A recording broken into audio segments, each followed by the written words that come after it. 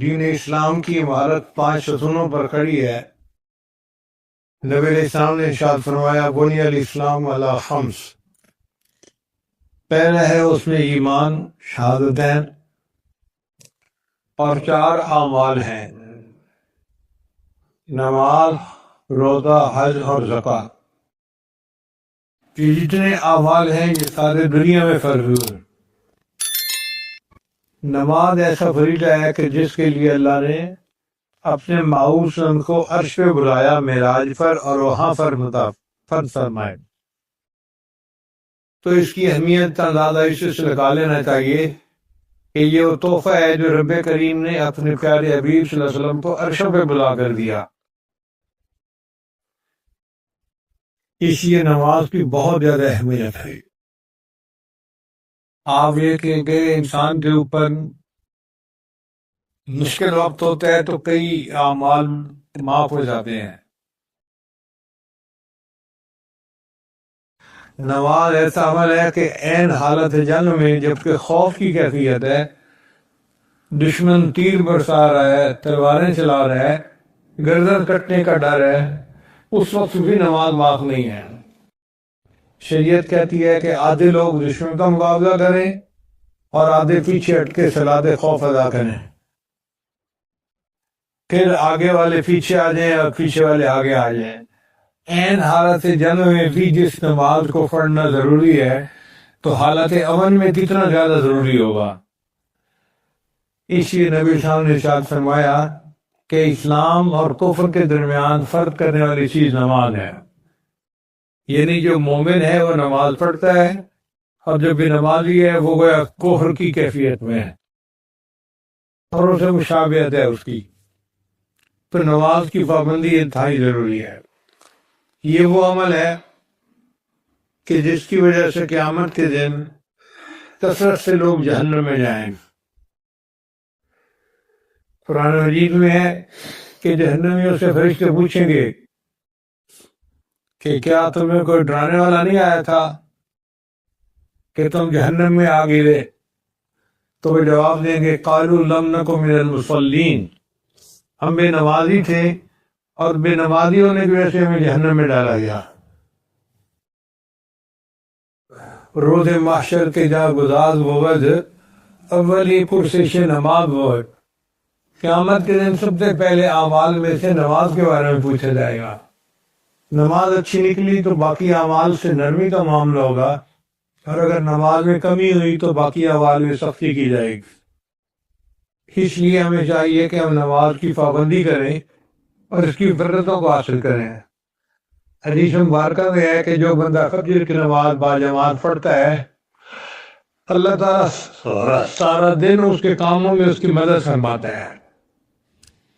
اب غور کریں، اتنی بڑی بات ہے کہ سارا دن کام کرے اور اللہ اس کے مددگار بن جائے، اور یہ چیز حاصل ہوتی ہے فجر کی نماز باجماعت پڑھنے۔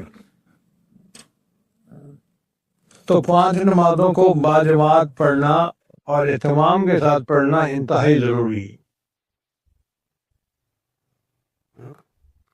اس کی اپنی برکات تھی۔ نماز سے انسان کے دل کو سکون ملتا ہے، اس پر جو پریشانیاں ہوتی ہیں وہ گزر جاتی ہیں اور دل اللہ کی یاد کی طرف متوجہ ہو جاتا ہے۔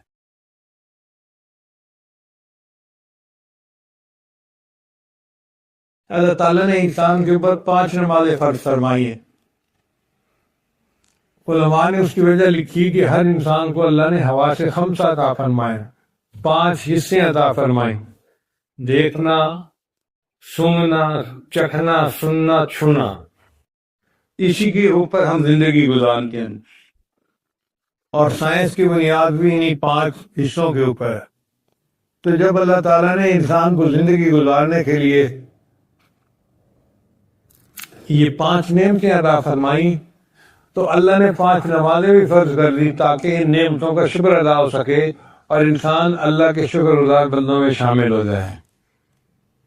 بعض علماء نے کہا کہ نہیں، 5 نعمتیں بنیادی ہیں: بیوی، مکان، لباس، کھانا پینا اور سواری۔ یہ 5 نعمتیں بنتی ہیں، اور ہر انسان ان نعمتوں کا محتاج ہے، اور اللہ نے اکثر کو یہ دی ہوئی بھی ہوتی ہیں۔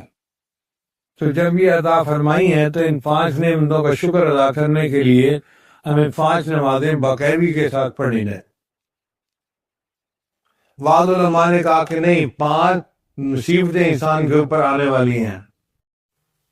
ایک موت کے وقت کی مصیبت، دوسرا قبر کی مصیبت، تیسرا قیامت کے دن اللہ کے سامنے کھڑے ہونا، میزان کے اوپر اعمال کا تولنا، یہ بھی ایک مصیبت ہے،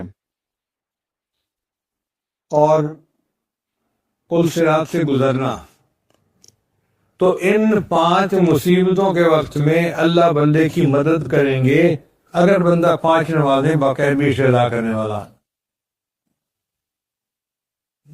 سکرات موت میں بھی اللہ آسانی فرمائیں گے، قبر میں بھی آسانی فرمائیں گے، قیامت کے دن کی سختی میں بھی آسانی فرمائیں گے، حساب میں بھی آسانی ہوگی، اور پل صراط سے گزرنے میں بھی آسانی ہوگی۔ اللہ تعالیٰ اس بندے کو بآسانی جنت پہنچا دے۔ اس لیے 5 نمازیں باقاعدگی سے پڑھنے کی نیت کر لیجیے، اور اس میں اگر کمی کوتاہی ہوتی ہے تو اس کو ٹھیک کر لیجیے۔ آدمی سوچتا ہے میں یہ کام کر لوں پھر نماز پڑھ لوں گا، نہیں، نماز پہلے، کام بعد میں۔ دنیا کے کام ہوتے رہتے ہیں۔ ہم نے دیکھا ہے کہ عورتوں کی اکثر نماز قضا اسی وجہ سے ہوتی ہے، کبھی مہمان آ گئے ہیں، میں چائے بنا کے دے لوں پھر نماز پڑھ لیتی ہوں، اور جب فارغ ہوتی ہے تو پتہ چلتا ہے نماز کا ٹائم نکلتی بہت ہے۔ تو نماز پہلے پڑھنی چاہیے۔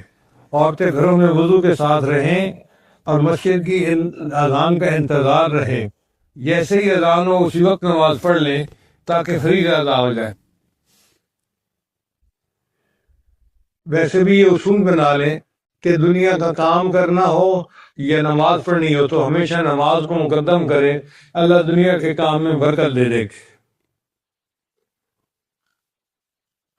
اب سوال پیدا ہوتا ہے کہ نماز کی رکعتیں 2، 3 اور 4 کیوں ہیں؟ 2 فرض، 3 فرض، 4 فرض۔ علماء نے لکھا کہ اللہ تعالیٰ نے فرشتوں کو پیدا کیا ہے، اور فرشتوں کے 2 پر، 3 پر، 4 پر، اولی اجنحۃ مثنی و ثلاث و رباع۔ بعض فرشتوں کے 2 پر ہیں، بعض کے 3 ہیں، بعض کے 4 ہیں۔ ان پروں سے فرشتے ملائے اعلیٰ کی سیر کرتے ہیں۔ اللہ نے مومن کے لیے نماز کی رکعتیں بنا دی، یہ نماز ادا کرے گا، اللہ اس کے بدلے اس کو روحانی شان عطا فرما دیں گے۔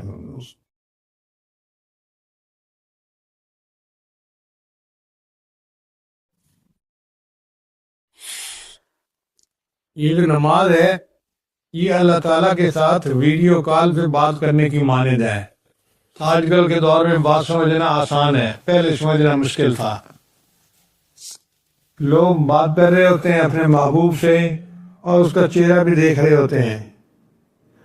نماز بالکل اسی طرح ہے کہ بندہ اللہ سے ہم کلامی کر رہا ہوتا ہے اور اللہ کا دیدار اپنے دل کی آنکھ سے کر رہا ہوتا ہے۔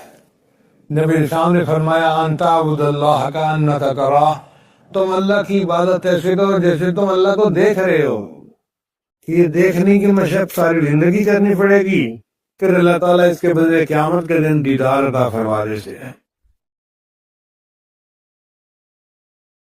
تو نماز کو صرف ٹکرے مارنا نہ بنائیں، نماز کو اللہ کا دیدار بنا کے پڑھیں، محبوب سے ملاقات سمجھ کے پڑھیں۔ کوئی بیکار کی محنت نہیں ہے، اس کے لیے انتظار ہو۔ جیسے کسی محبوب سے ملاقات کا وقت ہو تو بندے کو انتظار ہوتی ہے، ایسے ہی مومن فجر پڑھتا ہے تو ظہر کی انتظار، ظہر پڑھتا ہے تو عصر کی انتظار، عصر پڑھتا ہے مغرب کی، مغرب پڑھتا ہے عشاء کی۔ انتظار ہی ہوتی ہے اس کو کہ کب نیک وقت آئے گا اور مجھے اللہ سے ہم کلامی کا وقت ملے گا۔ نماز میں ہم سب سے پہلے قیام کرتے ہیں اللہ اکبر کے بعد۔ یہ قیام الف کی مانند ہے، جیسے الف کا حرف لکھا جاتا ہے نا تو کھڑا ہوا بندہ الف نظر آتا ہے، اور رکوع جو ہے وہ ہا کی طرح نظر آتا ہے، اور سجدہ جو ہے وہ میم کی طرح نظر آتا ہے۔ اور اتحیات پہ بیٹھنا دال کی مانند نظر آتا ہے، تو رکعت نماز کی ہو رہی ہوتی ہے اور احمد کا لفظ بنتا ہے، اللہ تعالیٰ کو خوشی ہوتی ہے کہ میرے بندے نے میرے محبوب کا نام اپنے جسم سے بنا کے مجھے مزہ دے دیا۔ اللہ کو پیارا لگتا ہے وہ بندہ کہ جو نبی علیہ السلام کے اسم مبارک کی جسم سے تصویر بناتا ہے تو اللہ تعالیٰ خوش ہوتے ہیں۔ اس لیے باقاعدگی کے ساتھ، توجہ کے ساتھ نماز کا پڑھنا انتہائی ضروری ہے۔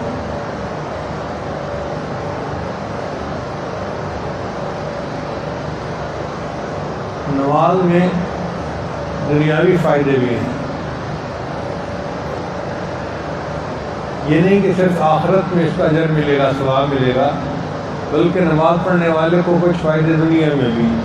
ایک تو ٹائم کی پابندی آ جاتی ہے، جو لوگ نماز نہیں پڑھتے ان کے اٹھنے سونے کا، بیٹھنے جاگنے کا کوئی پراپر انتظام نہیں ہوتا، کبھی کب سوئے پڑے ہیں، کبھی کب سوئے پڑے ہیں۔ مومن فجر کی نماز کے لیے فجر کے وقت اٹھتا ہے، مسجد میں جاتا ہے، پھر ظہر کے وقت جاتا ہے، پھر عصر کے وقت، پھر مغرب کے وقت، پھر عشاء کے وقت۔ یہ جو یار کے گھر کے چکر لگ رہے ہیں، یہ انسان کے جسم کے لیے بھی فائدہ مند ہے۔ جو لوگ گھر میں رہتے ہیں، ادھر ادھر نہیں ہلتے جلتے، تو ان کا جسم بیماریوں کا شکار ہو جاتا ہے۔ تو جماعت کے لیے جانا انسان کے لیے بدنی طور پہ بھی فائدہ مند ہے، صحت کے لیے بھی فائدہ مند ہے۔ اب تو گاڑیوں میں لوگ جاتے ہیں، ورنہ پیدل اگر چل کے جایا جائے تو جانے اور آنے میں انسان کی صحت پہ اچھا اثر پڑتا ہے، ہر قدم کے اوپر ثواب ملتا ہے۔ نبی صاحب نے فرمایا کہ جو بندہ اپنے گھر سے مسجد کی طرف چل کر آتا ہے، ہر قدم کے اوپر اللہ اس کو ثواب عطا فرماتے ہیں۔ ہمارے ایک دوست تھے نیو یارک میں، ڈاکٹر تھے، ان کا ایکسیڈنٹ ہو گیا، ان کو گھٹنے کے اوپر چوٹ آئی، تو ڈاکٹر نے کہا کہ جی رشین تھراپسٹ کو بلائیں گے، وہ آ کے آپ کے گھٹنے کا علاج کرے گا۔ تو ایک بڑی دنیا کی مشہور تھراپسٹ تھی، رشین عورت کی، وہ آئی اور اس نے آ کے اس کے گھٹنے کو دیکھا اور اس کو سمجھایا کہ میں تمہیں کوئی ایکسرسائز بتاتی ہوں، تم وہ کر لینا، تمہارا گھٹنا بالکل ٹھیک ہو جائے گا۔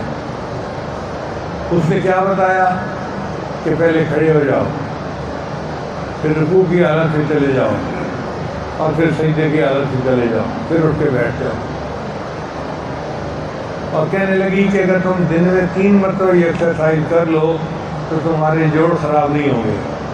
تو اس نے کہا میں تو 5 مرتبہ یہ کرتا ہوں، اور آپ تو ایک دفعہ کہہ رہی ہیں میں تو 17 رکعتیں پڑھتا ہوں، 20 رکعتیں پڑھتا ہوں، 12 رکعتیں پڑھتا ہوں، میں تو زیادہ ایکسرسائز کرتا ہوں۔ اس نے کہا بس پھر ایکسرسائز اس کی وجہ اب ایکسیڈنٹ ہے، ایکسیڈنٹ کے بعد تم ٹھیک ہو گئے تو ساری زندگی تمہارے جوڑوں کو کچھ نہیں ہو سکتا۔ ہمارا یہ تجربہ ہے کہ جو لوگ یہ ایکسرسائز کرتے رہتے ہیں ان کے جوڑ 100 سال تک بھی ٹھیک رہتے ہیں۔ یہ رکوع اور سجود کا جوڑ جو ہے نا، اس کے وقت ایکسرسائز ہوتی ہے، یہ کوئی معمولی بات نہیں ہے۔ 100 سال اللہ زندگی دے تو بندے کے جوڑ 100 سال تک بھی ٹھیک رہتے ہیں اس ایکسرسائز کی وجہ سے۔ پھر وضو کے وقت دیکھیے، انسان ہاتھ دھوتا ہے، منہ دھوتا ہے، بازو دھوتا ہے، پاؤں دھوتا ہے، یعنی وہ اعضاء جو انسان کے ننگے رہتے ہیں کام کرتے ہوئے، چہرہ ننگا، ہاتھ ننگے، بازو تک آدھے بازو ننگے، پاؤں ننگے، تو ان کو دھونے کا حکم دیا گیا۔ سینیٹیشن کتنی سکھائی شریعت نے۔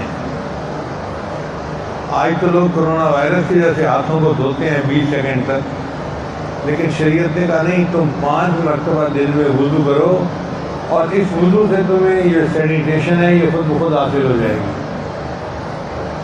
پھر وضو کے اندر مسواک کرنا ہوتا ہے جو سنت ہے، اور اس سے انسان کے منہ کے اندر کی صفائی ہو جاتی ہے۔ ڈاکٹر لوگ کہتے ہیں کہ انسان کی 60% بیماریاں اس کے گندے منہ کی وجہ سے ہوتی ہیں.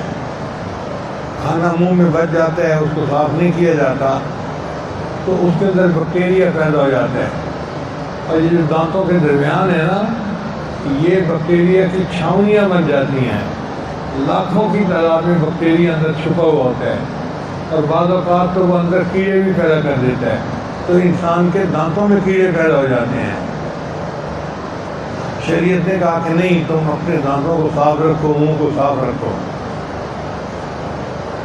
تو اگر منہ صاف ہوگا تو کھانا کھاتے ہوئے منہ سے جو لعاب نکلے گا وہ پیٹ میں جا کے ہاضمے کا باعث بنے گا اور انسان کی صحت ٹھیک ہو جائے گی. ایک ڈاکٹر مجھے کہنے لگا کہ جی میں گارنٹی کرتا ہوں بندے کی 75% بیماریاں ٹھیک ہو جائیں گی اگر بندہ اپنے منہ کو صاف رکھنا شروع کرے.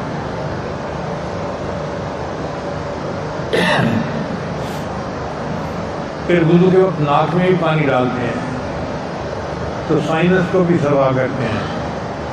پھر چہرے کو دھوتے ہیں، پھر ہاتھوں کو اور پاؤں کو دھوتے ہیں. تو وضو کر کے بندہ فریش ہو جاتا ہے. آپ کسی دن بہت تھکے ہوئے ہوں، آپ اٹھ کے وضو کر لیں، آپ محسوس کریں گے کہ وضو کرنے کے بعد ایک انرجی آپ کے اندر آ گئی ہے، ایک تبدیلی آپ کے اندر آ گئی ہے. نبی اسلام نے فرمایا الوضوء سلاح المومن، کہ وضو مومن کا ہتھیار ہوتا ہے.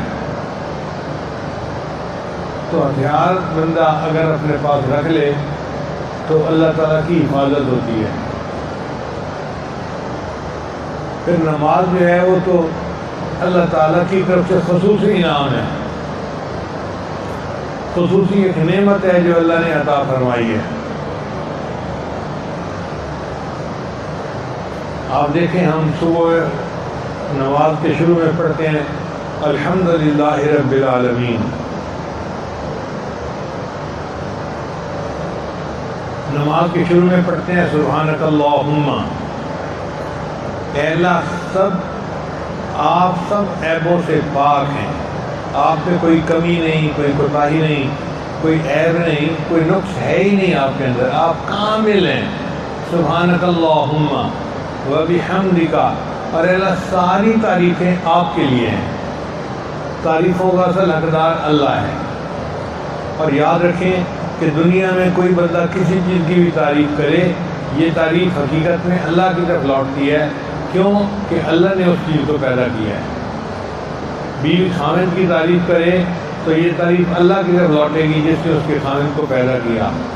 خاوند بیوی کی تعریف کرے تو یہ تعریف اللہ کی طرف لوٹے گی جس نے اس کے لیے بیوی بنائی. ہم پھل کی تعریف کریں تو یہ اللہ کی طرف تعریف گئی کیونکہ اللہ نے اس کو پیدا کیا. مکان کی تعریف کریں تو یہ اللہ کی طرف جائے گی کیونکہ اللہ نے مکان بنوایا. تو ہر چیز کی جو مخلوق ہے تخلیق کرنا، یہ اصل میں خالق کی تعریف ہوتی ہے. تو تعریف کا اصل حقدار اللہ ہی ہے. اور ہم کہہ رہے ہوتے ہیں سبحانک اللہم وبحمدک وتبارک اسمک، اور اللہ آپ کا نام بڑی برکت والا ہے. وتعالی جدک، اور اللہ آپ کی بزرگی بہت بڑی ہے. ولا الہ غیرک، اور آپ کے سوا کوئی معبود نہیں. معبود عبادت کے لائق فقط آپ ہی ہیں. یہ اتنا پیارا کلام ہے کہ اگر بندے کو ترجمہ آتا ہو نا اور وہ نماز میں پڑھ رہا ہو تو کئی مرتبہ ایسے محسوس ہوتا ہے کہ جیسے انسان ان الفاظ کو پڑھتے ہوئے اس کا منہ بوسے لے رہا ہے. زبان پہ بار خود آیا، یہ کس کا نام آیا کہ میرے نطق نے بوسے میری زبان کے لیے. ایسا کلام ہے کہ پڑھتے ہوئے انسان کو محسوس ہوتا ہے فزیکلی کہ جیسے نطق جو ہے وہ زبان کے بوسے دے رہا ہے کہ تو اپنے اللہ کی تعریف اتنے پیارے الفاظ میں کر رہا ہے. سبحانک اللہم وبحمدک وتبارک اسمک وتعالی جدک ولا الہ غیرک. پھر اس کے بعد ہم فاتحہ پڑھتے ہیں، اور یہ جو فاتحہ ہے نا یہ قرآن مجید کا اوپننگ چیپٹر ہے.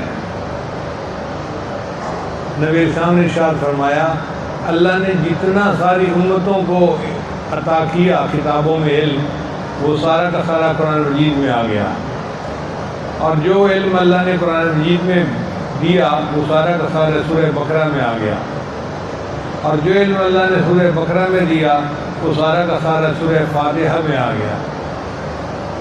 اب یہ دیکھیں سورہ فاتحہ 7 آیات ہیں مگر پورے قرآن مجید کا نچوڑ ہے۔ کیسے نچوڑ بنتا ہے ہمیں پتہ ہی نہیں، تو ہم نماز کا مزہ کیا لیں گے جب ہمیں پتہ ہی نہیں کہ سورہ فاتحہ کے اندر معارف کیا ہیں، اسرار و رموز کیا ہیں۔ آپ غور کیجئے کہ سورہ فاتحہ اتنی اہم ہے کہ نبی صلی اللہ علیہ وسلم نے فرمایا لا صلاۃ الا بفاتحۃ الکتاب، سورہ فاتحہ پڑھے بغیر نماز ہوتی ہی نہیں ہے۔ اگر کوئی مفرد نماز پڑھنے والے ہیں تو اس کو فاتحہ خود پڑھنی پڑے گی، اور اگر امام ہے اور وہ اونچی آواز سے پڑھتا ہے تو پیچھے مقتدی کو سننا پڑے گا، پڑھی تو جائے گی نا، سنی تو جائے گی نا۔ تو فاتحہ اتنی ضروری، ہر رکعت میں اس کا پڑھنا ضروری۔ آخر اس کی اہمیت کیا ہے؟ اس کے اندر وہ کون سا مضمون ہے جو اللہ کو اتنا پسند ہے کہ اللہ نے فرمایا کہ تم اس کو ہر رکعت کے اندر پڑھو؟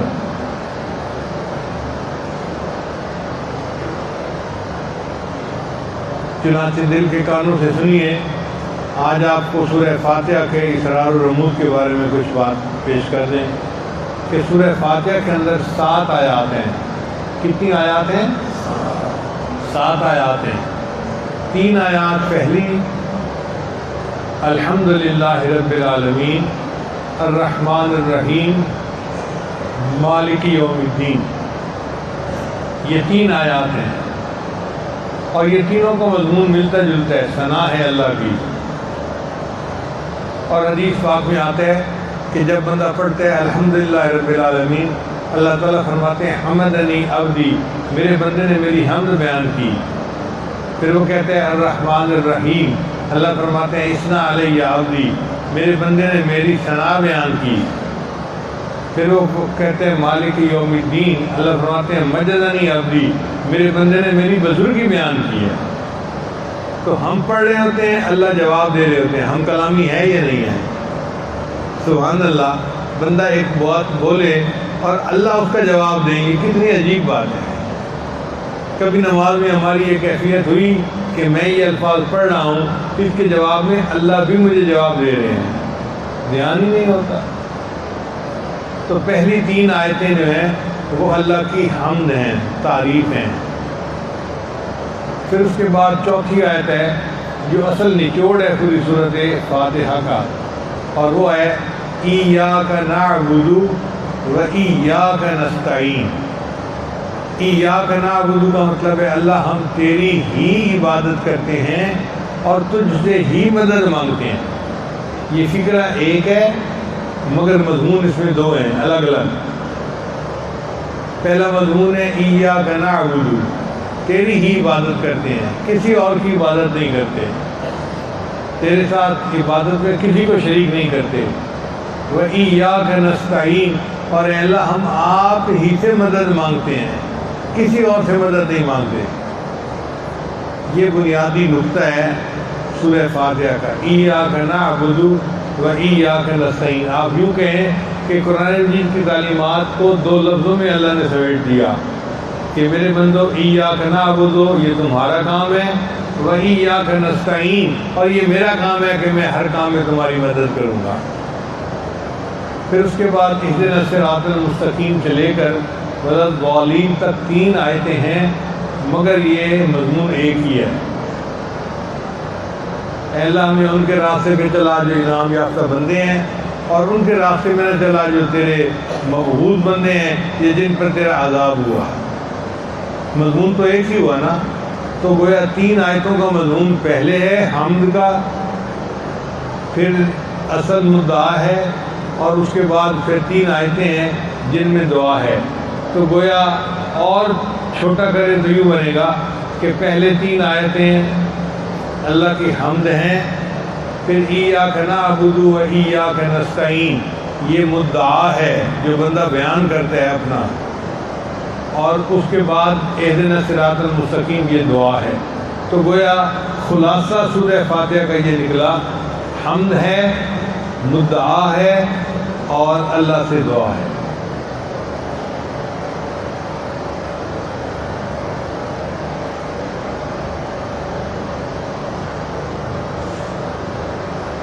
پھر اس کے بعد قرآن مجید کی تلاوت ہم کرتے ہیں، اور تلاوت کے بعد رکوع میں جاتے ہیں۔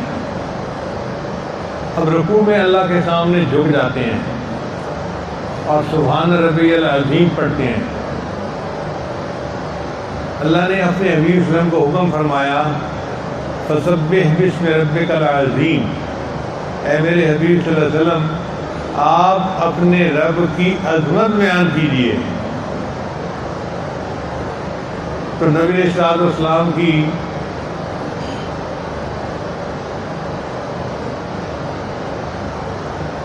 سمجھداری دیکھیے کہ اللہ کے حبیب ہم نے رکوع میں اس کو پڑھنا شروع کر دیا، سبحان ربی العظیم، سبحان ربی العظیم۔ پھر دوسروں کو اللہ کا ہے سبح اسم ربک الاعلیٰ، یہ بھی اللہ کا حکم ہے، سبح جو ہے یہ امر کا صیغہ ہے۔ تو نبی علیہ السلام نے سجدے میں اس کو آیت کو اختیار کر لیا۔ ہم سجدے میں پڑھتے ہیں سبحان ربی الاعلیٰ، سبحان ربی الاعلیٰ۔ تو یہ قرآن کی آیتیں ہیں، لیکن ہم ان آیتوں پر عمل کر کے اللہ کی تصویر کر رہے ہوتے ہیں اور اللہ اس سے راضی ہو جاتے ہیں۔ تو سجدے میں پڑھا سبحان ربی الاعلیٰ اور رکوع میں پڑھا سبحان ربی العظیم۔ حدیث پاک میں آتا ہے کہ مومن جب سجدے میں ہوتا ہے تو اللہ کے سب سے زیادہ قریب ہوتا ہے۔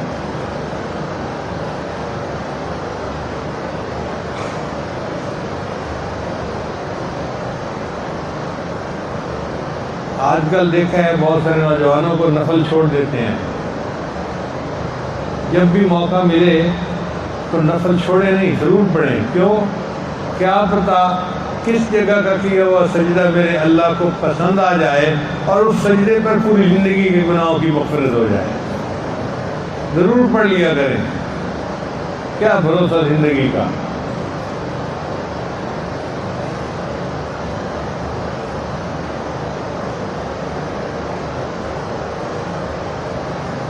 میں نے پلکوں سے در یار پہ دستک دی ہے، یعنی پلکوں سے آنسو ٹپ ٹپ گرتے ہیں نا، تو وہ کہتا ہے کہ یہ محبوب کے دروازے پہ تھپ تھپ کی آواز آ رہی ہے۔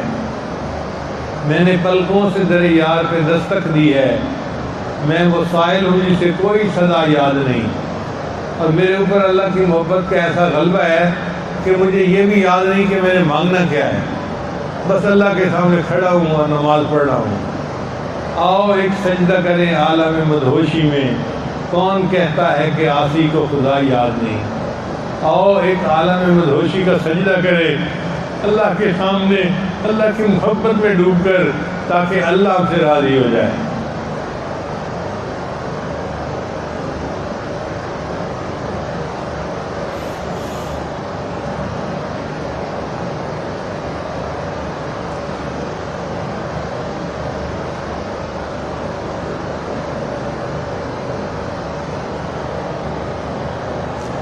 اب آخری بات کر کے بات مکمل کرتا ہوں کہ دنیا دارانہ ذہن آج کل بہت زیادہ ہے۔ نوجوان مادی باتیں سن کے خوش ہوتے ہیں، تو پوچھتے ہیں جی کہ نماز کا مادی فائدہ کیا ہے؟ بھئی نماز کا مادی فائدہ دنیا مانتی ہے۔ آپ دیکھیں انسان صبح کے وقت اٹھتا ہے تو اس کا شوگر لیول بہت لو ہوتا ہے، اس لیے فاسٹنگ کی شوگر کو نوٹ کرتے ہیں کہ فاسٹنگ میں شوگر کتنی تھی، وہ سب سے کم لیول ہوتا ہے۔ تو جب شوگر کا لیول کم تھا تو شریعت نے فجر کی نماز کی 2 رکعت بنائی ہیں، 2 سنت اور 2 فرض، 4 رکعت۔ اگر لمبی پڑے تو وہ الگ بات ہے، مگر ہیں تو رکعتیں 4 ہی نا۔ تو مختصر سی بنائی نماز، اس لیے کہ آلریڈی شوگر لیول لو ہے تو زیادہ ایکسرسائز کرنے کی ضرورت ہی نہیں ہے۔ پھر ہم نے 11-12 بجے دوپہر کا کھانا کھایا اور ہماری شوگر پھر شوٹ کر گئی اوپر، تو اللہ تعالیٰ نے ظہر کی نماز 4 رکعت نہیں بنائی، 12 رکعت بنائی۔ یا اللہ فجر کے وقت 4 رکعت سے کام بن گیا تھا۔ اللہ فرماتے ہیں کہ اس وقت لیول تھوڑا تھا، اب یہ جو دوپہر کے وقت روٹی کھائی ہے نا، پراٹھا کھایا ہے یا کھانا کھایا ہے، تو اس کی وجہ سے شوگر بہت ہائی ہو گئی ہے. اب اس کو ڈاؤن کرنے کے لیے تجھے ایکسرسائز زیادہ کرنی پڑے گی. تو 12 رکعتیں پڑھائیں. پھر 12 رکعتوں کے بعد عصر کا وقت آ گیا. تو عصر کے وقت پھر فرمایا کہ اب تم چائے پیتے ہو عصرانہ اور بسکٹ کھائے تم نے، یا مہمان آئے تھے ان کے ساتھ شربت کا گلاس پی لیا تھا، شوگر پھر تھوڑی ہائی ہو گئی. چلو 4 رکعت پھر پڑھ لو. 4 رکعت اگر سنت پڑھو تو وہ آپشنل ہے، زیادہ بہتر ہے، ورنہ کم از کم 4 فرض تو عصر کے پڑھنے ہی پڑیں گے. پھر مغرب کا وقت آ گیا، دکانیں بند کیں اور گھروں کو روانہ ہوئے. اللہ فرماتے ہیں میرے بندے 7 رکعت بہت ہیں. چنانچہ 3 فرض پڑھے، 2 سنت پڑھی، 2 نفل پڑھے. 7 رکعتوں سے مغرب کی نماز ہو گئی. پھر اس کے بعد ہم نے عشاء کا کھانا کھایا. اب عشاء کا کھانا کھانے سے شوگر اور اٹھی. اللہ فرماتے ہیں میرے بندے اب تمہیں نماز لمبی پڑھنی پڑے گی. اللہ دوپہر کو تو 12 رکعتیں پڑھی تھیں. میرے بندے دوپہر کو 12 رکعتیں تو پڑھی تھیں، لیکن ابھی تم نے جاگنا تھا اور بھی کام کرنے تھے، اس لیے تھوڑی ایکسرسائز کافی تھی. اب تو تم نے سو جانا ہے، لہذا 12 کی بجائے 17 رکعتیں پڑھنی پڑے گی. اللہ نے عشاء کی رکعتیں زیادہ بنا دی.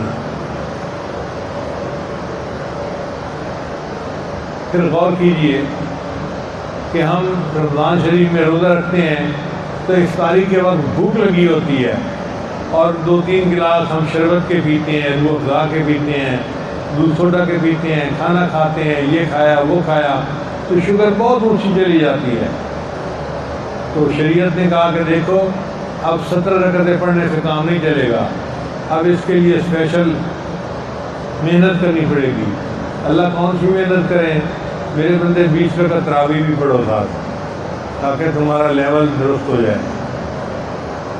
ایک بندہ سفر پہ نکلا، وہ کہتا ہے یا اللہ میں تو سفر میں ہوں، چل رہا ہوں، جا رہا ہوں کام میں، تو مجھے تو زیادہ ایکسرسائز کی ضرورت نہیں ہے.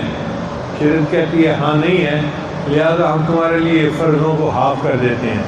تم 4 رکعت کی بجائے 2 رکعت پڑھ لو گے تو تمہاری سفر کی نماز قبول ہو جائے گی. تو دیکھو جو شریعت کا حکم ہے وہ بالکل ظاہری طور پر ہماری صحتوں کے مطابق ہے اور سائنس بھی اس کو مانتی ہے.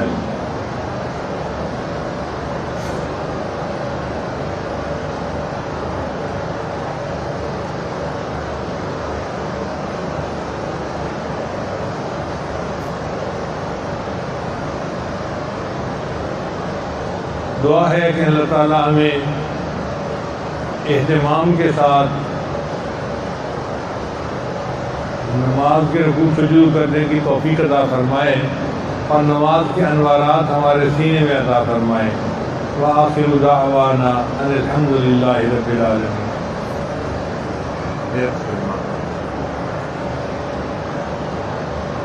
آج جو کہ 14 اگست کا دن تھا، یہ آزادی کا دن ہے، تو ہم نے علامہ اقبال کی ایک نظم پڑھا دی.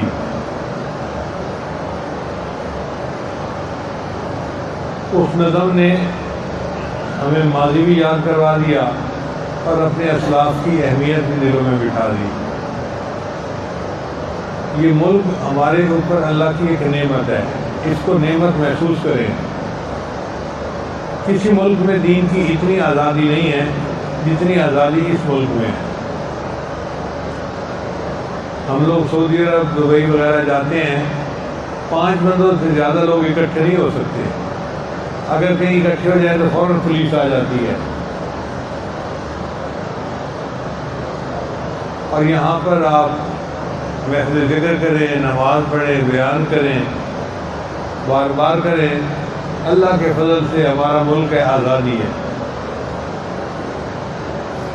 پھر سب مسلمان ہیں. انڈیا کے اندر ایک بڑی مصیبت یہ ہے کہ لڑکے لڑکیاں اسکول کالج میں اکٹھا پڑھتے ہیں، تو لڑکوں کو ہندو لڑکیاں پسند آ جاتی ہیں یا سکھ لڑکیاں، تو ان کی وجہ سے وہ اپنا مذہب ہی چھوڑ دیتے ہیں. یا لڑکی کو لڑکا پسند آ گیا تو لڑکی اپنا مذہب چھوڑ گئی. ہمارے ایک بڑے عالم ہیں وہاں کے، میں نے ان سے کہا کہ آپ مجھے سچی بتائیں کہ کتنے % لڑکیاں اپنا مذہب چھوڑ جاتی ہیں شادی کے چکر میں. تو اس نے کہا جی 40% لڑکیاں چھوڑ جاتی ہیں. آپ دیکھیں کتنی بڑی مصیبت ہے کہ نوجوان بچیاں وہ شادی کے مسئلے میں کلاس فیلو کو پسند کر لیا، فلاں کو پسند کر لیا، اور 40% اپنا دین ہی چھوڑ جاتی ہیں. یہ مسلمانوں کا ملک ہے. الحمدللہ اگر کہیں کوئی پسند کی شادی کرنا بھی چاہتا ہے تو مسلمان مرد کو مسلمان لڑکی ملے گی اور مسلمان لڑکی کو مسلمان مرد ملے گا. یہ اللہ کا کتنا بڑا ہمارے اس کے اوپر انعام ہے. پھر وہاں پر تو کافر ہوتے ہیں، تو کافروں کے اندر تو پردہ نہیں ہوتا، تو وہاں کی عورتوں کے ہاتھ بازو ننگے، کمر کا حصہ کچھ ننگا، پیٹ ننگا، سر ننگا، چہرہ ننگا. تو ایسے میں نوجوان لوگوں کے لیے اپنی نظر کی حفاظت بڑی مصیبت ہو جاتی ہے. ہمارا ملک جتنا بھی گیا گزرا ہے لیکن پھر بھی کچھ نہ کچھ اس میں دین کی اقدار باقی ہیں. آپ دیکھیں کہ کوئی کالج پڑھنے والی بچی وہ نکر پہن کے نہیں جا سکتی گھر سے باہر، اور باہر تو نکر پہن کے جاتی ہیں، ان کی آدھی رانیں ننگی ہوتی ہیں، اور یہ ان کا مہذب لباس ہے. یہاں پر اللہ نے ہمیں پھر وہاں پر جمعہ اگر ہوتا ہے تو امام کو لکھا ہوا مضمون مل جاتا ہے جو اس سے پڑھ کے سنانا ہوتا ہے.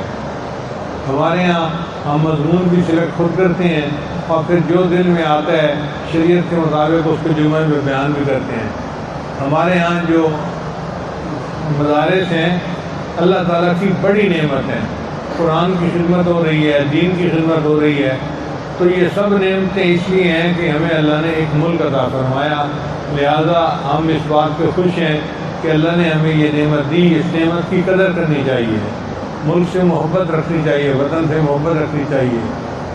ہم اس دھرتی میں پلے ہیں، کھایا پیا ہے، جوان ہوئے ہیں. ہمارے اوپر زمین کا حق ہے. ہم یہاں امن قائم کرنے کے لیے کوششیں کریں اور ایک اچھا شہری بن کر رہنے کی کوششیں کریں. اللہ تعالیٰ ہمارے اس ملک کو سلامت رکھے اور اللہ تعالیٰ ہمیں یہاں شریعت و سنت کے مطابق زندگی گزارنے کی توفیق عطا فرمائے. وآخر دعوانا ان الحمدللہ رب العالمین. ابھی دعا سے پہلے کچھ کلمات پڑھیں گے. بہت سارے لوگ دور دور سے آئے ہیں بیعت ہونے کے لیے، تو یہ کلمات سچے دل کے ساتھ پیچھے پیچھے پڑھتے جائیے. بسم اللہ الرحمن الرحیم. لا الہ الا اللہ محمد الرسول اللہ. آمنت باللہ وملائکتہ وکتبہ ورسلہ والیوم الآخر والقدر خیرہ وشرہ من اللہ تعالی والبعث بعد الموت. آمنت باللہ کما ہوا باسمائہ وصفاتہ وقبلت جمیع احکامہ اقرار باللسان وتصدیق بالقلب.